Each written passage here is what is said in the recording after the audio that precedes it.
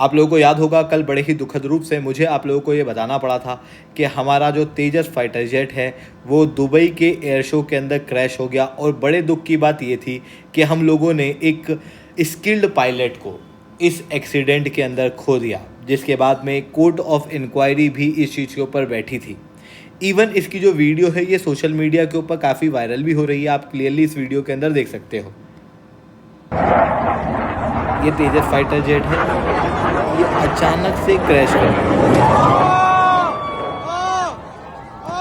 और जब ये फाइटर जेट क्रैश किया उसके बाद आप पूरे मीडिया हाउस को देख सकते हो, खास रूप से पाकिस्तानी मीडिया, अल अज़ीरा मीडिया, इनके द्वारा लगातार इस तरीके की न्यूज़ फैलाई जा रही है कि तेजस फाइटर जेट तो बुरी तरीके से क्रैश कर गया।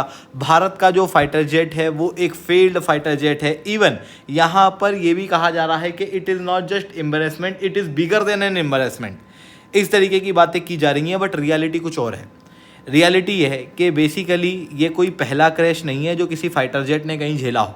अगर मैं नॉन कॉम्बैट फाइटर जेट के क्रैश की बात करूं तो तेजस फाइटर जेट के रिकॉर्ड दुनिया के बेस्ट फाइटर जेट से वे बियॉन्ड आगे है। F-35 5th generation fighter jet है, लगभग 12 बार क्रैश हुआ है। F-22 7 बार, F-16 650 बार, MiG-21 1200 बार। और इनके अंदर अधिकतर पायलट्स की डेथ होती है क्योंकि इजेक्शन कर पाना काफ़ी मुश्किल हो जाता है।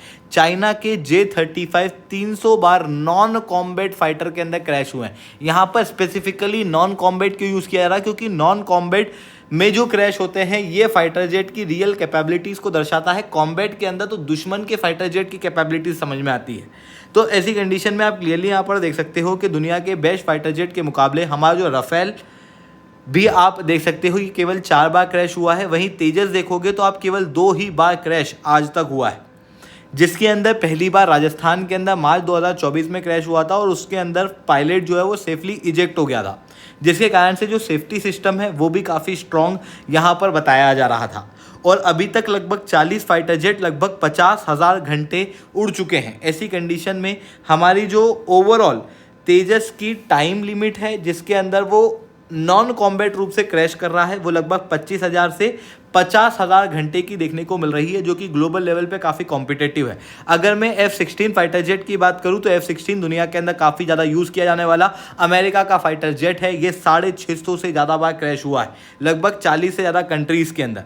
और आप यहाँ पर क्लियरली देख सकते हो F-16 का 15,000 से 12,000 तक का क्रैश हिस्ट्री का रिकॉर्ड रहा है।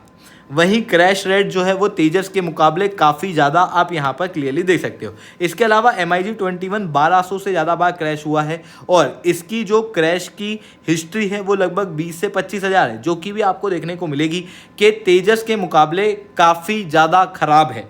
इवन ग्रिपन की भी आपको ख़राब दिखाई देगी। तेजस जो है वो काफ़ी बेहतर आप लोगों को दूसरे फाइटर जेट के मुकाबले देखने को मिलेगा।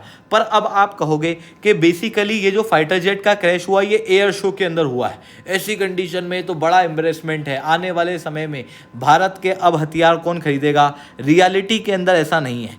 ये कोई पहला क्रैश नहीं है किसी एयर शो में। 1989 के अंदर F-16 फाइटर जेट क्रैश हुआ था पेरिस के एयर शो में, जो कि वन ऑफ द लार्जेस्ट था। इवन 1989 के अंदर MiG-29, जो कि आप देख सकते हो कि आज के समय पे वाइडली यूज़ किया जाने वाला फाइटर जेट है, ये भी पेरिस के एयर शो के अंदर क्रैश हुआ था। US और रशिया दोनों इस समय पे फेल हुए थे। अब आप कहोगे कि ये तो वो दौर था जिस समय पर फाइटर जेट एकदम शुरुआती समय पे थे, इस समय पे क्रैश शायद ज़्यादा होते होंगे। अभी के समय की बात करें तो मैं कहूँगा कि दुनिया के अंदर सबसे बेहतरीन फाइटर जेट का नाम आपके दिमाग में किसका आता है? F-35 लाइटनिंग बी आपको यहाँ पर देखने को मिलेगा कि USAF के डेमो के अंदर क्रैश कर गया था। 2016 में F-16 का थंडरबर्ड क्रैश कर गया था। 2019 के अंदर euro fighter jet typhoon Spain के अंदर एक एयर शो के अंदर क्रैश किया था। यानी कि बेसिकली जो न्यूज़ आपको बढ़ा चढ़ा के दिखाई जा रही है, रियलिटी के अंदर वो इतनी बड़ी नहीं है। एयर शो के अंदर इस तरीके की चीज़ें आए दिन हम लोगों को देखने को मिलती है, क्योंकि जब एयर शो होता है तो उस समय पे हाई रिस्क रोल जो है वो परफॉर्म किए जाते हैं, जहां पर एक फाइटर जेट अपने एज पे होता है। ऐसी कंडीशन में एक छोटी सी गड़बड़ भी एक बड़ा क्रैश कर देती है, और ये क्रैश कई सारी चीज़ों के ऊपर डिपेंडेंट होता है। इससे आप ये नहीं कह सकते कि फाइटर जेट खराब है, और ये हर डिफेंस का एक्सपर्ट जानता है। इसके अंदर एंगल ऑफ अटैक को बहुत तेज़ी से चेंज करना पड़ता है, ज़ीरो मार्जिन ऑफ एरर रहता है, जी इंड्यूस लॉस की कॉन्शियसनेस का भी इशू यहाँ पर रहता है। हालांकि भारत के केस में कौन सी चीज़ है वो चीज़ यहाँ पर कंफर्म नहीं है, बट ये जो क्रैशेस होते हैं एरोडायनेमिक्स के अंदर ये काफ़ी कॉमन है। ये कभी भी किसी फाइटर जेट को या किसी पायलट को डिफाइन नहीं करते। बेसिकली ये एक प्रकार के डाटा होते हैं जिनके जरिए हम फाइटर जेट को और बेहतर रूप से इम्प्रूव कर सकते हैं।